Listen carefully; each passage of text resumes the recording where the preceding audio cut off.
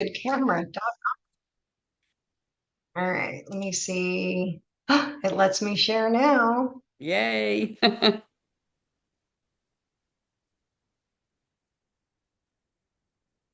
Yeah, that's the one I want. I didn't realize I still had the other one open. Okay. It should be up now. Is everybody seeing my screen? We are. All right, fantastic. What is that? All right. All right, I'm going to move a couple things out of the way. I am going to attempt to do the slideshow. It always messes up, and so hopefully I don't mess this up too much. So from the beginning. All right, fantastic. Dun, dun, dun. What is it not? There we go. All right, fantastic. Okay, so again, my name is Lovella Sullivan. I have several consulting companies. Marketing Solutions is my marketing consulting company. I also have Triage Crisis Communications, which is my crisis communications for healthcare consulting. And then I've also opened a home bakery because I'm not busy enough, am I, Linda? All I didn't right, realize so you said bakery this morning. I did, and it's Oh actually my gosh. Love It Home Bakery. How You know, fun is that? I'm having way too much fun. I make a good cinnamon and a fantastic biscotti, and I made some babka last night. We'll have to hook up. Oh yeah. I hear about Bobcon the nanny all the time. I'm thinking, what is babka? So, Oh, it's a bread with wonderful things kind of woven into it, and it's not a sweet bread, but the stuff you put in it makes it sweet, but it's not a sweet bread on its own. So it's fantastic. oh, I'll have to bring you that some. sounds yummy. Yeah. I'd love it. All right, so the business of color in advertising and brand identity. Again, I'm hoping to kind of spark some of those questions in your mind the next time you see some color. If it's, oh, there we go. Ooh, I got a delay going there. All right, so the hidden truth, right? Going to pull open that veil on color in marketing and advertising. So two of our focus areas is right, your retention marketing or your life cycle marketing or loyalty marketing.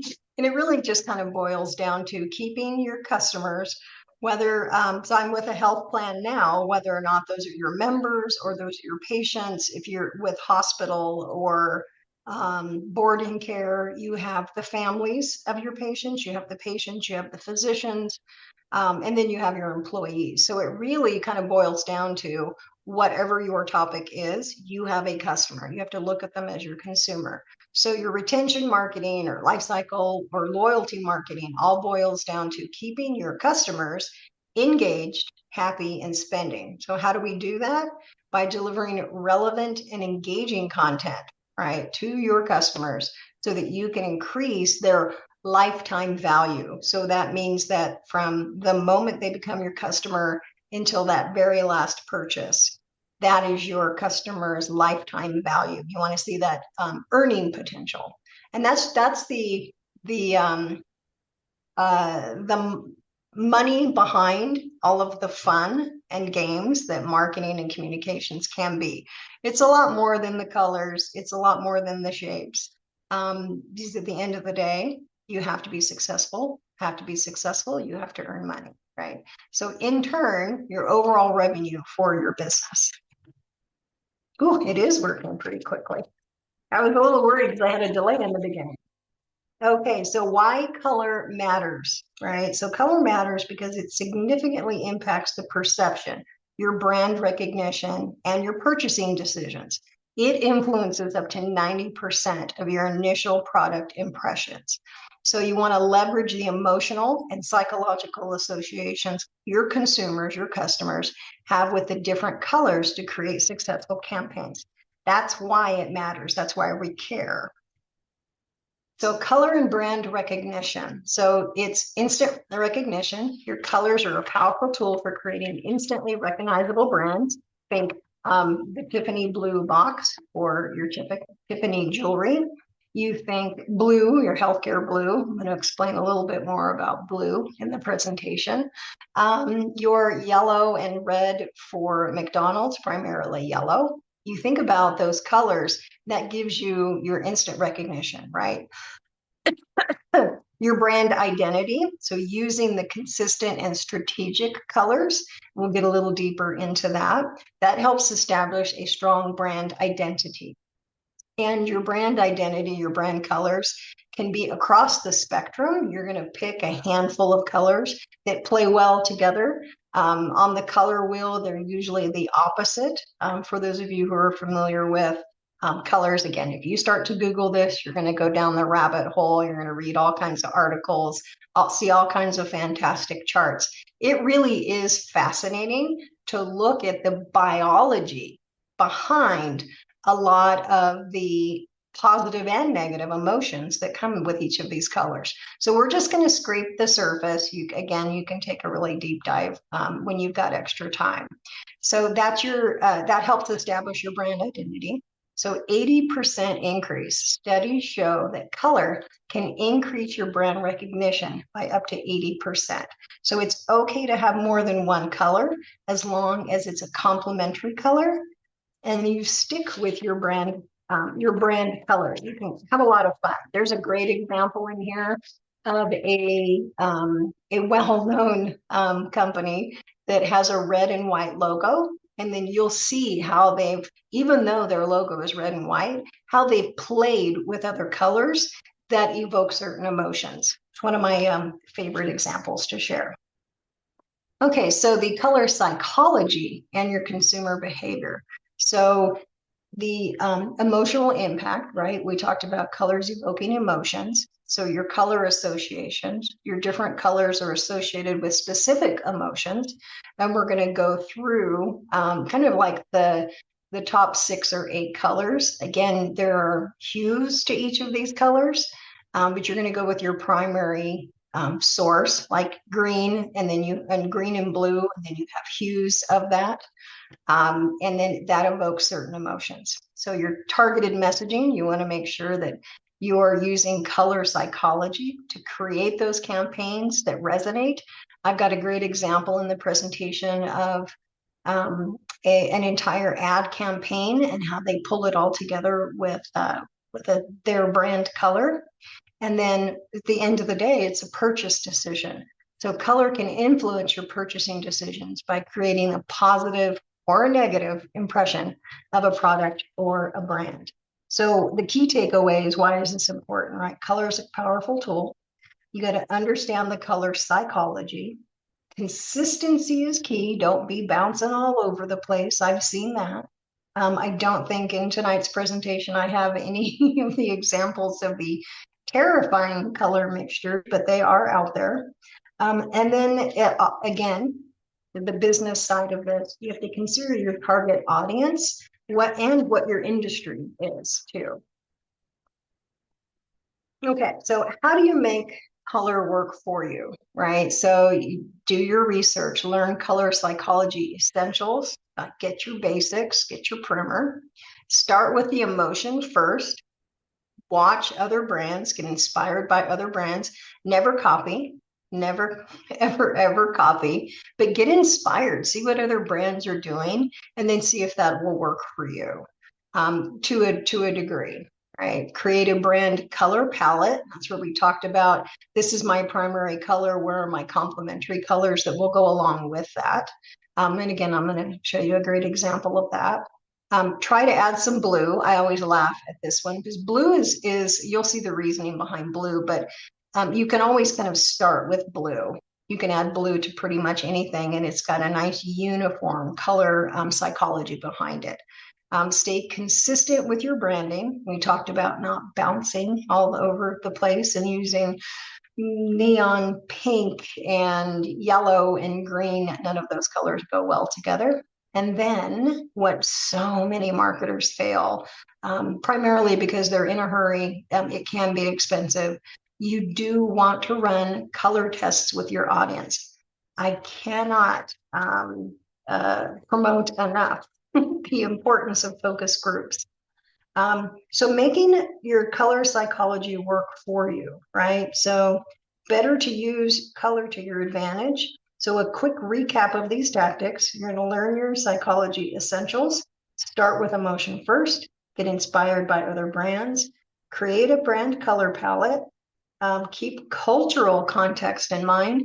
I have a slide later in the presentation that shows the difference. So what let me back up. A lot of the color, the emotions with color are the Western culture and how we look at blue, it evokes these emotions.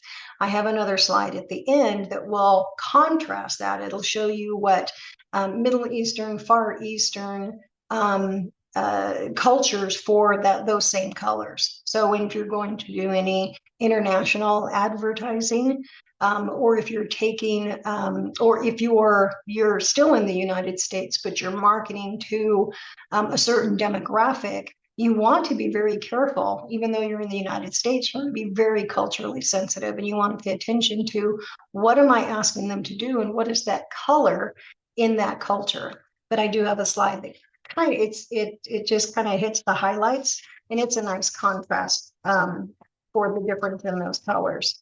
You always want to keep that in mind. All right, so 3, 6, 9, 12. So we're going to go through, I don't know if I go through all 12 of the colors and the presentation, but this is one of the many that you can Google that kind of gives you the positive and negative for each of the color hues that are out there. And again, there's a million variations on each of these colors. You could do like there's 4 million purples and 4 million blues. Each color, I don't know if you guys know this or not, if you're in design, you probably already know this. Each color, each shade of color has what I like to call its own social security number. That's a PMS or a Pantone number. Tiffany Blue has a specific Pantone number, and they've actually registered that so that no one else can use it. So color can be super important when you're starting a brand. So this is a general model of color psychology, right? It's the basic principles. So color can carry a specific meaning. Color meaning is either based in learned meaning or a biologically innate meaning. The perception of color causes evaluation automatically by the person perceiving. That's the first thing that you're going to see. You can also do the same thing with shapes. That's a totally different presentation. I'll give the class a quick tip. The first shape that your eye sees naturally anywhere is a circle. So if you can incorporate a circle in your advertising, in any of your logos, the circle is the most pleasing to the human eye. The evaluation process forces color-motivated behavior, and color usually exerts an influence automatically. And then color meaning and effect has to do with the context as well. So I'm going to show you a couple examples of that in the presentation too. All right. One of the newer charts that I've added, I think this morning's class, they were the first ones to see this. So this table shows blue's dominance, right, in global brands, aligning with its broad appeal and safe connotations, as well as the relative rarity of purple, right, like 0.8%. Now, I know that I talked a lot about blue. There's a lot of reasons that brands will go with blue as a primary color. It's got fantastic positive emotions centered around it. But you do want to be careful, and we're going to go through those colors. I like to joke and say that it's healthcare blue. It's a little softer blue than what you're seeing here, but healthcare blue, Blue Cross and Blue Shield and everybody else tends to go with blue. And then after today's presentation, you're going to learn why. All right, so now let's start taking a trip to each of the colors. So I'm sure you recognize quite a few of the logos here. Tell me if you see the positive associations and then possibly some of the negative associations with the colors. So with blue, that anything positive associated with these color or with the blue color is trust, right? Loyalty, dependability, logic, security, serenity. And now you understand why healthcare loves blue. It's all about trust. It's all about loyalty. You in healthcare, you want to be dependable, right? You want that security. You have to be careful with blue. It can be, if used incorrectly, it's definitely unappetizing. I don't know any restaurants that have a blue logo. It can be uncaring, emotionless, cold, and aloof. All right. I love to show this slide because it's a great example of blue used in healthcare. So Blue Cross Blue Shield, just without reading any of the ads, you can see the blue undertones in every picture, every picture that's in here. Some of these ads also have like a blue filter that your eye recognizes as blue. You're not necessarily going to see that. I think the next time you look at an ad, you're probably going to ask yourself, is there a blue filter? Is there a blue undertone? Or what color, right? What is that filter? What is that undertone that they've added to it? So all of these for Blue Cross Blue Shield, this is a great example of using blue in different ways across the ad spectrum or their ad campaign. So the color blue is a preferred color of men.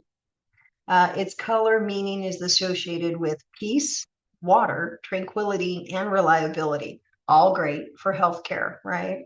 And it offers a sense of security, curbs your appetite, which is interesting, and it stimulates productivity.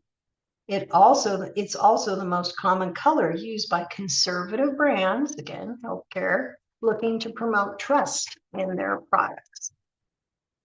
All right. One of the not often used in healthcare colors. So I'm sure you recognize a lot of these logos. Ask yourself if when I read the positive and the negative associations, if any of those feelings are evoked in a lot of these brands. So positive associations for red is excitement, it's strength, it's energy, power, passion, fearlessness. You have to be careful with red, and I do have a personal story for healthcare. Always, especially in healthcare, be very, very, very, very, very careful how you use red. Red in healthcare it's dangerous. It's anger. It's also danger, right? You think of a red stop sign or a fire engine red. It means warning, also defiance, and your two main negative emotions in healthcare that you do not want, that red's top two negative associations, pain and aggression. So quick personal story. One of my jobs working for the hospital system that I worked for, we would acquire a new facility. I would go in. I have no interior decorating experience. However, that fell under job description other. So when we would get a new facility, I would go in and I would pick the outside colors and the inside colors that we were going to refurb and completely overhaul the hospital. So I had to pick those color schemes and then the furniture and all of that fun stuff. So the hospital system owner, for the greatest reasons, loved bright colors. Didn't pair them well. He would put some crazy colors next to each other. He loved red. The reason that he loved bright colors was absolutely the kindest of thoughts. He wanted the patients in the hospital to get better, to feel invigorated, to feel happy. But he did not look at a color wheel. He did not look at the science behind the color, right? The biological reactions to color. He loved red because red's a wonderful color. Red is fantastic for his nationality. It means power and prosperity. However, when you're using red, you do not want to really put that in a hospital. You definitely don't want it to be fire engine red, which is what he wanted. And the last place, if you do place it in a hospital, the last place you want that is the wall coming from the emergency room into the hospital.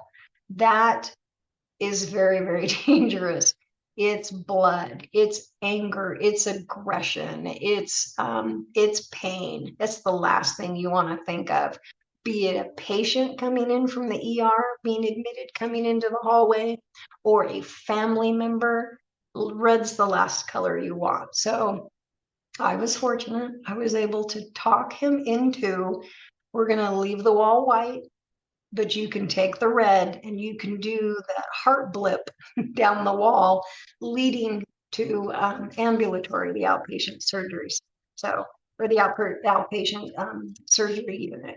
So, whew, we dodged a bullet on that. I can only imagine, like they're coming in from the ER, you got a lot going on, and the last thing you want to do is irritate people and promote aggression. All right, so who does a great job with the color red? So one of my favorites to share is Coca-Cola's Taste the Feeling campaign. I'm sure you guys remember it. So in this ad, Coca-Cola incorporates red into the beach towel, the outfits, all the way down to the nail polish used in this print ad to complement that red logo. This is an example of, it's pretty obvious, red is everywhere. It's a red car, red nail polish, red, red, red, red. You even have a red filter on this. The effect for red is friendly, eye-catching, and it emphasizes the action of the models drinking their refreshing soft drink. The end result, hopefully, is that you want to buy a Coke. All right, yellow. So positive associations with yellow is intellect, creativity, happiness, warmth, optimism. Think sunshine yellow, right? You do have to be careful with yellow. It can be, I'm sure you've heard the term yellow as in cowardice, frustration, anxiety, fear, and caution. And then we're going to talk about somebody who uses yellow and orange and some of the hidden reasons behind using that. So orange and yellow as a combination can work, right? So orange and yellow, it's increases your cheerfulness and your optimism. Did not know, still don't understand how they did the testing, but yellow apparently makes babies cry, while orange again shows caution. It's used, and this is key, to draw in impulsive buyers and window shoppers. It stimulates logic, or stimulates the logic center of the brain, and promotes enthusiasm. And if used too frequently, can create a sense of anxiety. And I know you're asking, gosh, Lovella, why would we want to cause a sense of anxiety? So, case in point, McDonald's. Red and yellow, very appealing to children. Your mascot, it's a clown, very appealing to children. Red is used to increase appetite and to create a sense of urgency, thereby your customers getting in and out. That 1 million served, that 1 billion served, there's color behind that. Yellow is also very cheery. It's optimistic. I don't know if anyone knew that those M in the McDonald's, those are actually French fries. But these two colors used together can also be agitating. And this further helps facilitate the faster customer turnover. And so red and yellow mixed together, right, creates a sense of anxiety. That's your orange. Super interesting. The next time you go into a Denny's or a McDonald's, I bet you're going to look at that and think, huh, I know what you're trying to pull there. Orange, and I do have an example of a great use of orange in healthcare. So orange positive associations can mean courage, right? Warmth, energy, friendliness, cheerfulness, confidence, and innovation.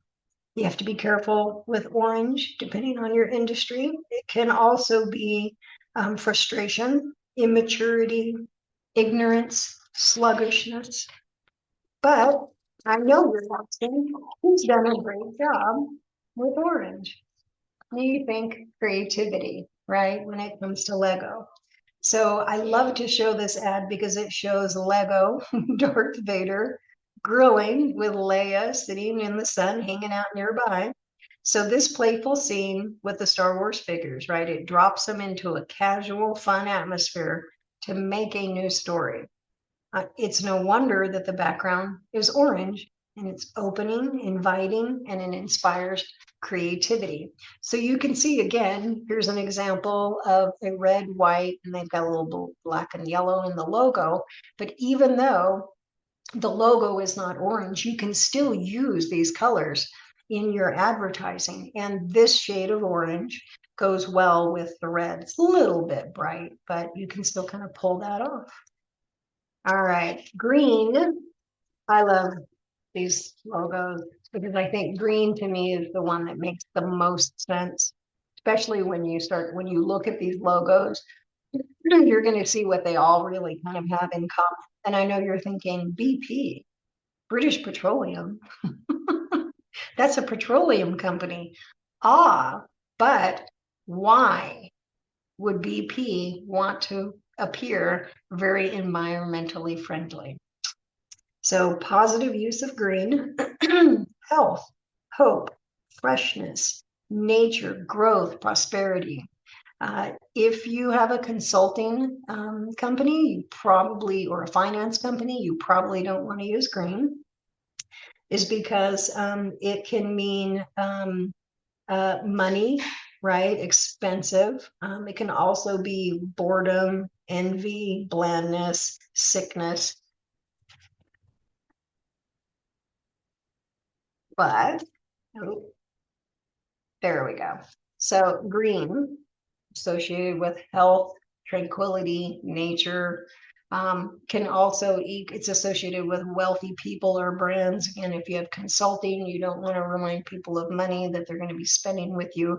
So you typically don't use a lot of green in consulting. It's used in stores to relax customers, which kind of makes sense for Starbucks. You see it frequently used for promoting environmental issues. You saw the logos before where it was Whole Foods Market, green or British Petroleum. So green stimulates the harmony section of the brain and encourage balances between the body and emotions, right? I did not realize, but it leads to decisiveness. So I know you're thinking, oh gosh, okay, who does a great job using green in their logo? So it's one of the few global brands that uses green in their logo. And I know you're thinking, okay, so if it's relaxing and it's all nature, but wait a minute, Starbucks sells caffeine. Not technically. Starbucks sells coffee, but that's not really the product that they're offering. So you've got green, right? It's this wonderful, natural, clean, fresh color to use. It's evoking those feelings. You got mermaid, which is also nature. And believe it or not, it's relaxing. So using green promotes a sense of relaxation. It invites customers to take coffee breaks and de-stress. But like I said, Starbucks isn't necessarily selling the coffee, although I love it. They're selling a meeting place. That's where they want you to come and gather. While you're there, you're going to buy coffee and pastries and whatever else. But they are really providing the product of that local meeting place. So the next time you go into a Starbucks, not through the drive-through, you'll notice that off in the corner, you have a lot of your local artwork. You've got business cards, you've got flyers, and that section is kind of dedicated, not so much in latter years as it was when they first started, but that area is dedicated to kind of being that hometown meeting place. And that was very important in Starbucks business model. All right. Purple. Other than Taco Bell, I don't know what it's doing there. I don't know why it's purple. Some of the positive associations of purple, right? Wisdom, not Taco Bell. Luxury, definitely not Taco Bell. Wealth, spirituality, imaginative, and sophistication. So again, Taco Bell, not sophisticated. Careful, be very careful with purple. It can be introversion, can also equal decadence. And I think, okay, well, Cadbury, right? That's decadent. Extravagance, and moodiness. However, who could do a great job with purple? Oh, my favorite ad. This is the example of the red and white logo that's pulled in. So the brand has pulled in their brand colors, not necessarily red and white.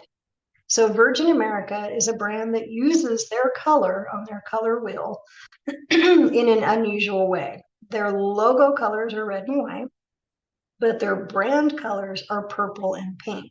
So in this ad, everything from the plain cabin lights to this brand's billboards to their website reflects this color scheme. So they've not gone outside of their color scheme. They've kept to that brand identity.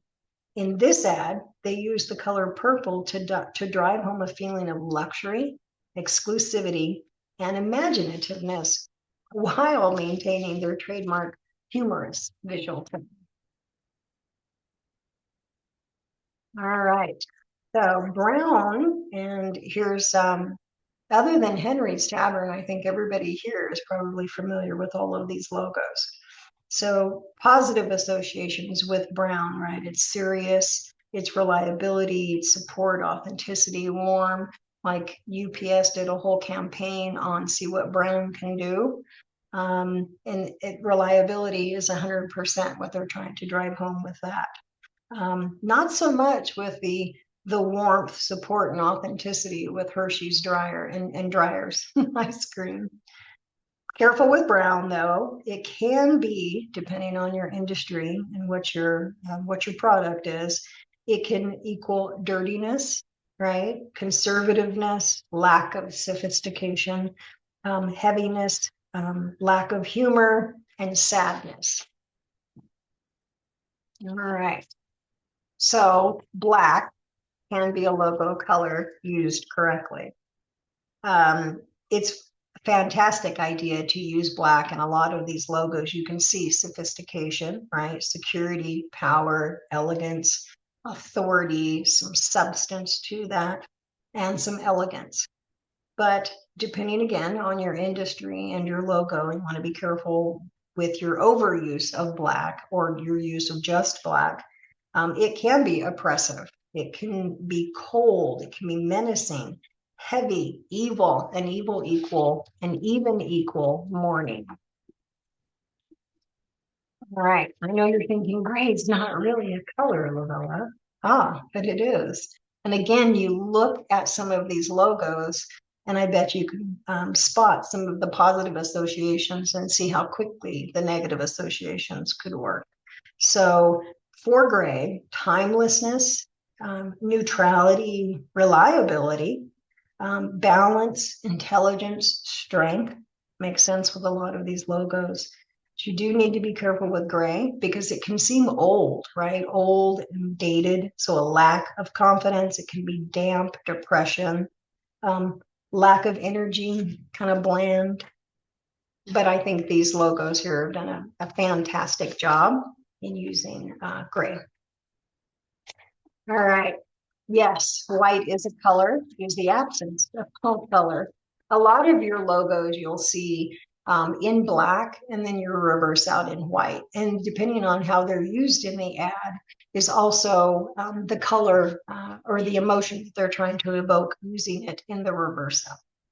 So white's fantastic to use. I have an example of an organization who does a great job with the expansive use of white and then highlighting the other colors. So white is clean, it's pure, it can be clarity, sophistication, also very simplistic. Be careful with white though. It can also be unfriendly. It can be cold, much like black and gray. It can be empty. It can be sterile. So depending on what your industry is, you want to do a lot of testing, especially with these latter colors. All right, so Apple's entire brand aesthetic is built around a lot of white. Like every time I buy an Apple product, everything is white. The whole box, there's no instructions. It's very simple. But what that does, right, is it allows them to highlight the color of all of their products. Here you've got, the bright green watch band, you've got all of the icons so that your eye is actually naturally drawn to those pieces. So their logo is white, their website's white, their advertising space here is a lot of white. So given that white evokes ideation and creativity, kind of the core of Apple, the color choice makes a lot of sense for Apple. For example, in this ad, the use of the expansive negative white space highlights the colorful elements of the watch, the screen, and the band, emphasizing the product and its innovativeness. All right. One of my favorite, I think I told you guys, with healthcare, right? Who does a great job using orange? Right? Again, we go back to that wonderful blue, right? Healthcare blue. I love to show these samples from Dignity Health, Hello Human Kindness. You think back to orange, it is positive, it is bright, it is cheery, and 100% that is what they're trying to accomplish here. So if you're looking at the image to the top left of the girl with her, or the lady with her hand running through the field, I don't know what those are, the plants through the field, you can see immediately, right, that this has an orange tone to it. So even down to, in the bottom right, even down to the little, I think those are little swans, or maybe they're tulips on the baby's blanket. All of the little spots of orange kind of drive home that cheerful, optimistic feeling with Dignity Health. All right, so here I use an example of how Dignity Health is pulled in. So an orange isn't the easiest of colors, right, to add into your advertising. Doesn't necessarily go with everything. But what Dignity Health has done, I love to show this because it shows what Dignity is able to still have their brand. You can basically look at any one of these ads in their campaign and recognize, right, that it's bright and cheery, not just from the images, but the colors, right, in their advertising. The only one that isn't 100% match of everything else is the flyer in the center, but you have that expansive use of orange and you immediately think, right, happy, cheerful, and Dignity Health. So it's friendly, cheerful, optimistic, and it's perfect for Hello Human Kindness. One of my favorites in all of healthcare. All right, so we've talked a lot about the different colors. Hopefully you guys are still awake with a lot of the color explanations. But now we're going to talk about what it means, like why does it matter that that I'm driving home the psychology of color. So you get 3% of your consumers are looking at the texture of the product. Only 1% are deciding based on smell or sound. The majority, 93% of your buyers, are focused on the visual appearance. So color can often be the sole reason for purchasing a product. Almost 85% claim color is the primary draw card. 80% believe color is responsible for brand recognition, and more than half of customers won't return to a store if they dislike the aesthetic. Up to 90% of snap judgments made about products can be based on color marketing alone.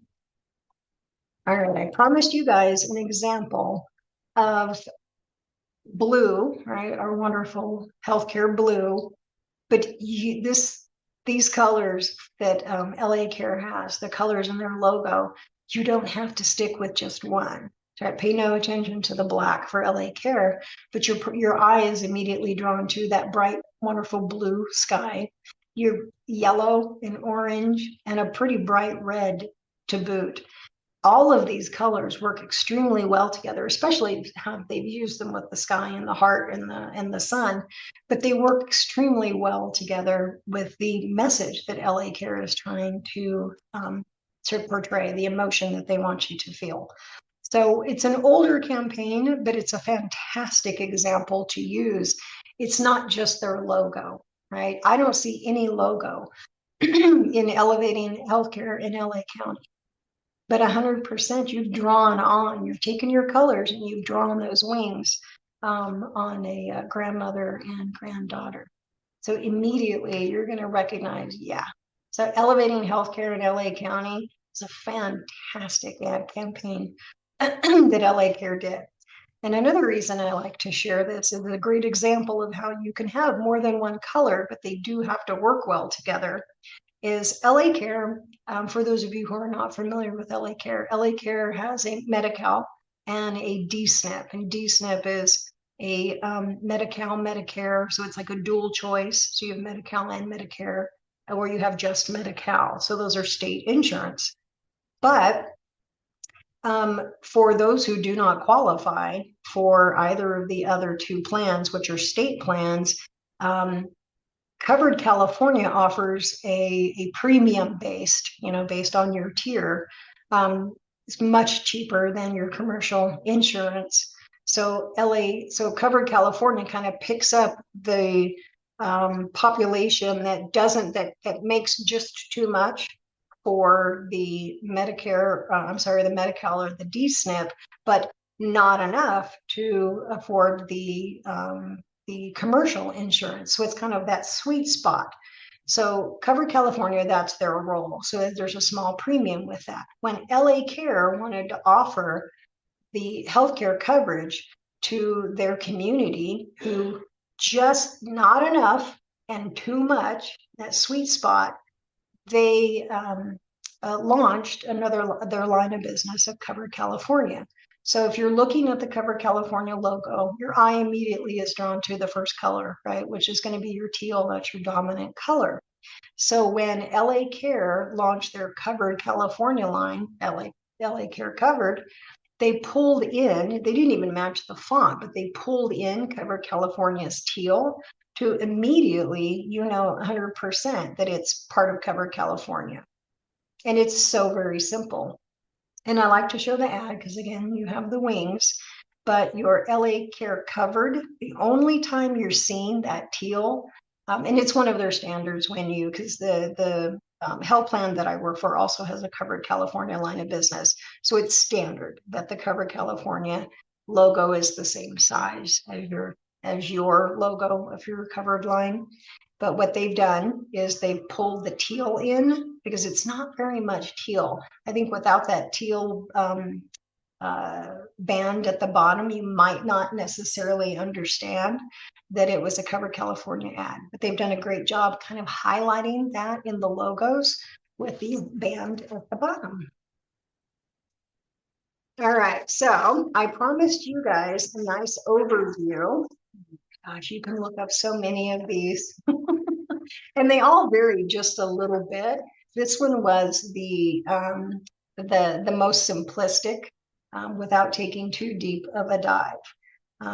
We have the Western, Far Eastern, Middle Eastern, and Indian cultures. So I like to highlight on this the Indian and the Western color cultures versus the Far Eastern of Black. So you're looking at Western and Indian. You've got for Black, it's intimidating, it's death and mourning. And the Indian culture, evil, darkness, and negativity versus Far Eastern, which is health, prosperity, and stability. Completely the opposite end of the spectrum. Another one I like to point out is Middle Eastern on red, Middle Eastern. So it's danger, caution, and evil versus the other three where it's prosperity, beauty, health, beauty, wealth, power, good fortune, vitality. So there are many, many, many more of these. A lot of the other colors, you're going to see some correlation, not a lot of contrast like you do with the other two. But if you're doing anything international or if you are marketing to a particular demographic in your area, you absolutely want to understand how they perceive color. The health plan that I work for, we have 4 threshold languages. We have English, Spanish, Chinese, and Vietnamese. So we've launched our e-newsletter, our email newsletter to the 4 different languages, but specifically our bilingual writers for the 3 additional languages outside of English, they focus on culture first. It is not English translated into the other languages. And so their newsletters look completely different. Their color schemes are completely different. The name of the newsletter is not a direct translation. It kind of means the same thing in that culture. So it's very, very, very important that you really notice who your target is, notice what emotion you're trying to evoke from them, and then pretty much just treat everybody with courtesy and respect, right? All right, so we went through the colors. Now we're going to do, now we're going to go behind a little bit more on the business. We're going to peel back that veil. So how do you pull it all together, Lovella? We've talked about the different colors. We talked about the emotions, and like me, I'm sure your head is spinning with all of the options. But how do we pull that together and make that work for a business? Maximizing colors in your campaigns. So you want to at least just start with these 4. Be bold, right? Within brand reason. Don't be silly. Don't be crazy. Get a color wheel. Simplicity and contrast. Don't try and do too much. Tell a story through your palette. Think the Virgin Airways and how they do have a red and white logo. They've used that other color scheme on their brand palette that evokes those emotions that they want you to. That was a great ad. I love showing that. Be consistent, but then be flexible, but stick with your brand colors. And then cannot drive this home enough.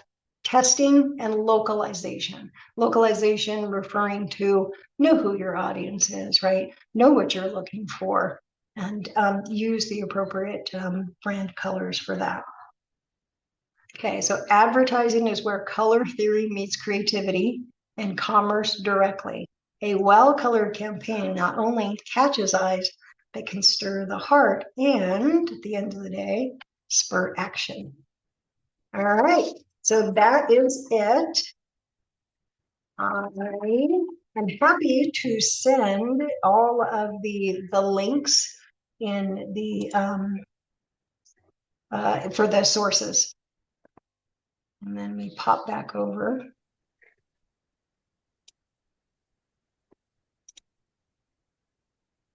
There we go.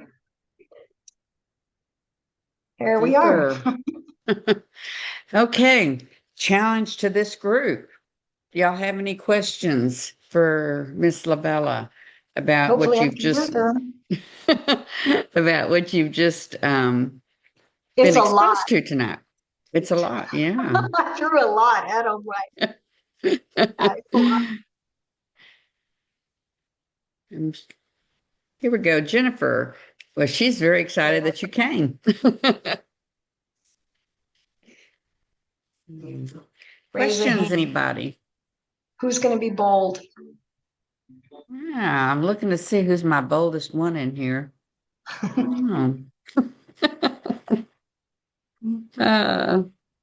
It was a lot, huh, Ivy? I mean, you just Google it, right? Look it up and you click something and read something and click something and read that and click, click, click. And it's a down the rabbit hole for sure. It is fascinating. And that's just color. We're not going into shapes. Well, and see, I told you I So the thought next there'd time be you go to somebody. McDonald's or the next time you go to Denny's or Red Robin, go, ha ha. I know what you're Jennifer Tran, we have a question. Jennifer Tran. Hi, I have a quick question. It's not exactly pertaining to color, but it's about saturation. So we've seen logos slowly starting to lose color recently. Do you have any thoughts about that and why brandings might want to desaturate or shift to a more gray tone undertones? I could barely hear that question. She said that she's seen branding lately that has lost saturation and seemed to be shifting to a more grayish tone, and she's wondering if you have an explanation for that. In which industry is it in? Uh, Jennifer? it's just more general. Like one that I can think off the top of my head right now is like Barnes and Nobles. But let me see if I can find you more examples. So they kind of hard to tell. It depends on what the brand is trying to do and like what their industry is. A lot of times you'll see like with especially with the black, white, and then the gray examples that I showed you, you can look up many, many more. You can you'll see a brand. Oh, I didn't show it on this presentation. Um, a great example of a brand kind of changing their color tone is sometimes they have a new line of business, like I talked about with LA Care. In my old presentations, I used to have GE. GE is purple. I think it might have been in this presentation, but GE. No, I'm wrong. GE is blue, but GE blue, healthcare blue. GE launched a no, GE is not healthcare. GE has a blue logo, sorry. But in their healthcare line, they have GE imagery machines. That healthcare line has a purple logo. So it's still the same GE logo. They've just changed it for that unique industry line of business. So it's still GE, but it's GE imagery. And so their logo is purple, which is, of course, you know, luxury and royalty and like the best imagery ever. That's what the feeling that they want to evoke. You'll see brands do that sometimes. Other times you'll see brands change that logo based on how they're using it. I've seen that done, but it kind of depends on what that industry is. I don't, sometimes they'll do a logo refresh and a brand refresh. The organization or the health plan that I work for at EHP.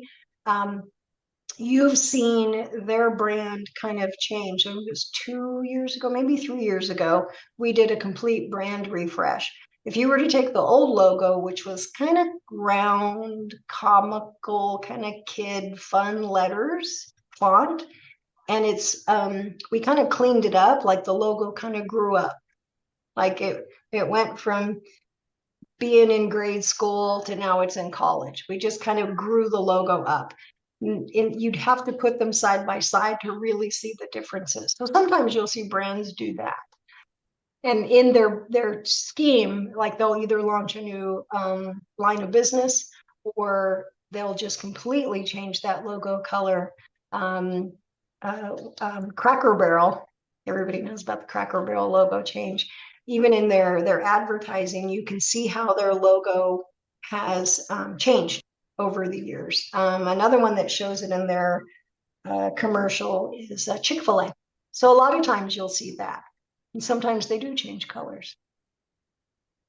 I know that was long answer. Yeah, two comments. One, Jennifer Ortega, I believe, yeah, and it said, could you apply this type of color to your these color ideas to the professional profile like LinkedIn?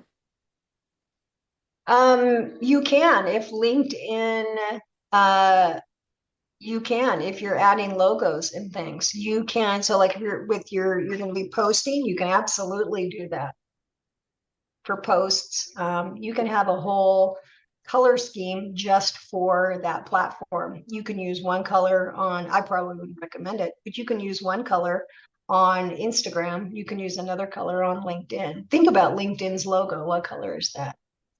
What color is Instagram's logo? What do they want you to do? Right. And so Yep. that you could tend to maybe bend someone that's looking at your logo. You could maybe sit and have yourself set apart from other people then. Mm-hmm. Okay. Then we had another comment from Aurelie who said, I don't have any questions, but I thought this was very interesting to know and never thought about colors and logos like that. Always did wonder why healthcare uses a lot of blue, and now I know why. Now you know why.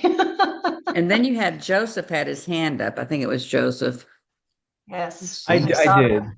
did. Thank you. You know, I was looking up when McDonald's really adopted their colors, and it's since the 1960s. So my question really is, has there been much of an industry change across the board in association with color, or have most industries maintained the same, I guess you could say, connection with those colors and not necessarily try to change the paradigm and force an association of a color with a certain feeling or a certain, just a stimulation? Because I mean, from the 60s now, that's a very long time. So it sounds like the colors that have been adopted have kind of remained associated with certain emotions with perhaps very little change. Yes, yes. So I think it's similar to the question that I got this morning. The question that I had this morning was, with all of these emotions, positive and negative, for each of the colors, do you see that change over time? And it's not what I explained this morning was, it's not a trend. It's not like, well, other than Barbie, there was a whole, like 2023 was Barbie pink, right? That was the color of the year. It's though the emotions, positive and negative, that are associated with these colors are biological there. So that piece of that isn't going to change. There's again the multiple hues. You'll see an organization completely rebrand, new logo, new color, and that's it. To me, it's like that brand is just kind of growing up. And if it started out as a very small organization, a lot of times the initiator, right, like the father, mother of the brand, they've moved on, the founder, and the brand will kind of use that as an opportunity to kind of grow up. And I've seen many, many logos. There was a bank that was, no, I'm sorry, it was a print shop. No, it was a bank. It was a bank that chose the logo Reflex Blue. So Reflex Blue is the basic blue that you mix into other inks to make other colors. Reflex Blue just comes out of the can called Reflex Blue. Reflex Blue was a free color on print day Wednesday. The bank chose the blue, Reflex Blue, because it was free on Wednesday. So when they, I know. So they should have never had a blue logo. So when they grew up, they changed, and they had, it was DCB. They went to like a green teal. I think it was like a 326 or something that's still ingrained in my mind. But they grew up from Reflex Blue, which happened to be free on Wednesday, when their founder left. And that's when so they kind of kept the same font so that it wasn't that far of a jump, but they completely changed the logo color to like a tealish kind of green. So you'll see that sometimes too. But the basics of color, that's not going to change because it's biological. It's your biological reaction to these colors. Hopefully that answered that question. It does. Thank you. Uh-huh.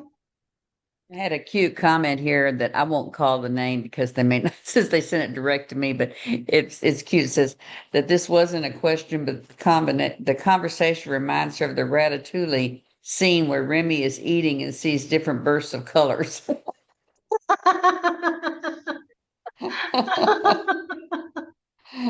Okay, so she said I could use her name. It was Jocelyn.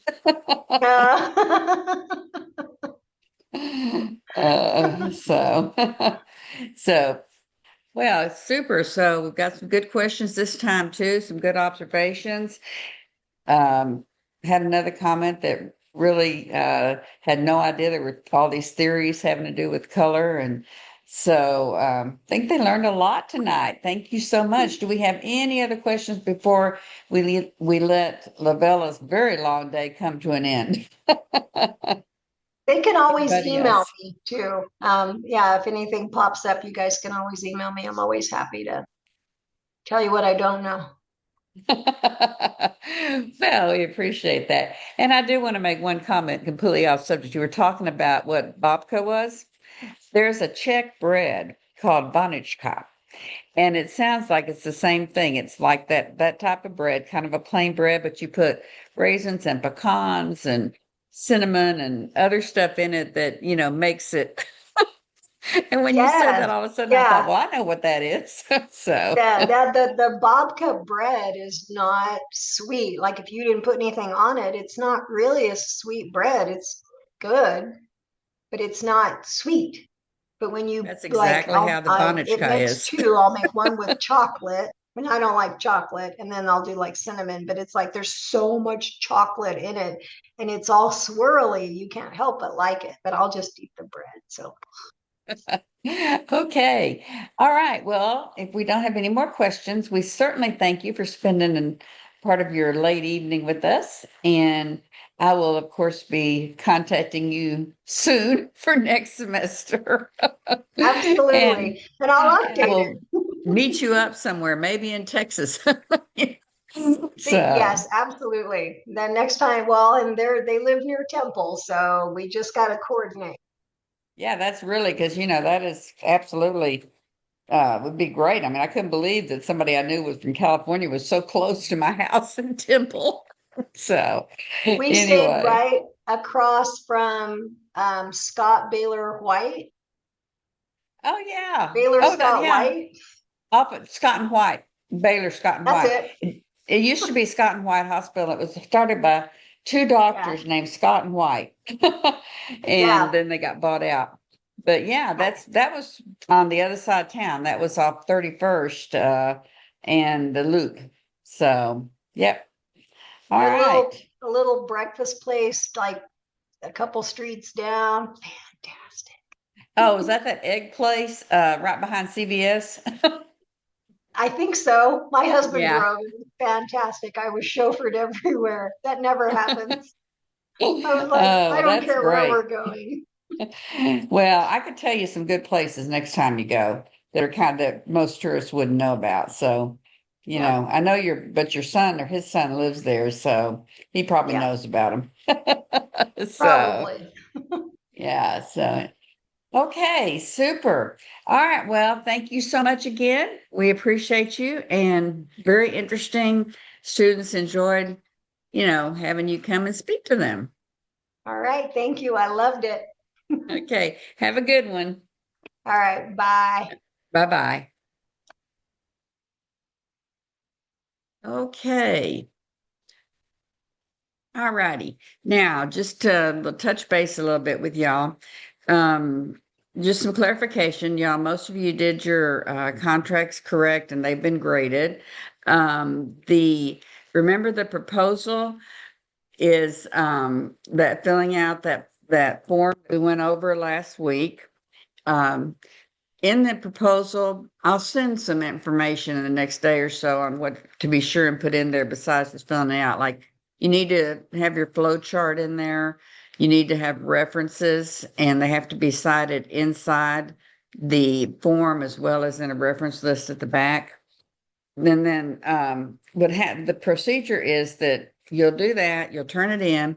I'll get it back to you within a few days. And then you'll use that and correct whatever comments I may have made and or add if I think you need to add something. Then you'll turn that proposal into the PowerPoint that you'll be presenting at the end of the semester. And I've got a list of things that also need to be in the PowerPoint, which I'll send out to you, but you have to have a student activity, not in the proposal, but in the PowerPoint. You have to have a group activity or student activity for the whole class that over your presentation. Some people do Kahoot. I've had people do like yoga, 3 minutes of yoga because they were doing some kind of wellness thing. Remember, in my classes, the more you think out of the box, the more likely you are to get a little extra credit. Um, if you do Kahoot, no more than 5 to 7 questions. Um, and nothing it shouldn't last over 3 to 5 minutes. You're also going to have a needs assessment in the final presentation.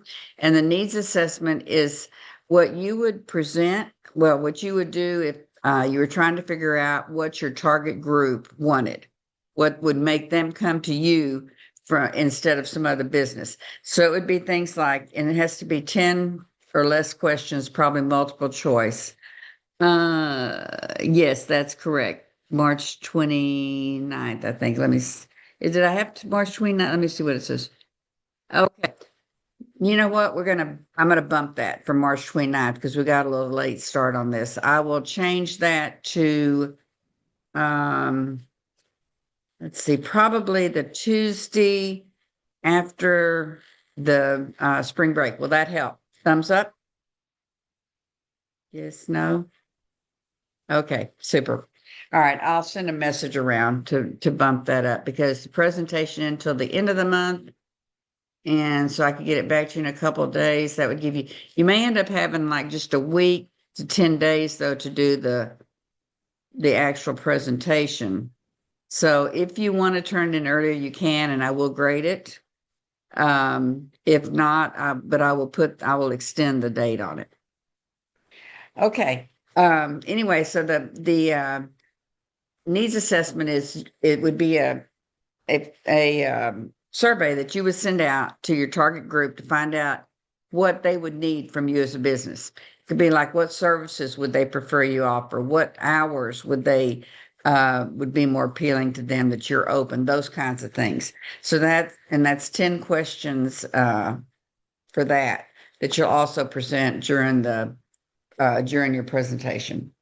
And then I'll have a list. That's the two main things that students sometimes forget. You'll have to have your advertisement also, but I'll send you all a list. I'm not as concerned about that right now because what you need for the proposal is the flow chart and then answering those questions. Okay, now I can open up the rooms. In fact, what I'll do is I will open up the breakout rooms. And I'm not going to call you back to the main room.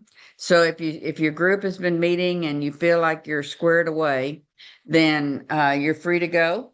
But if you would like to meet with your group, I will open up the rooms. Let me stop the recording. And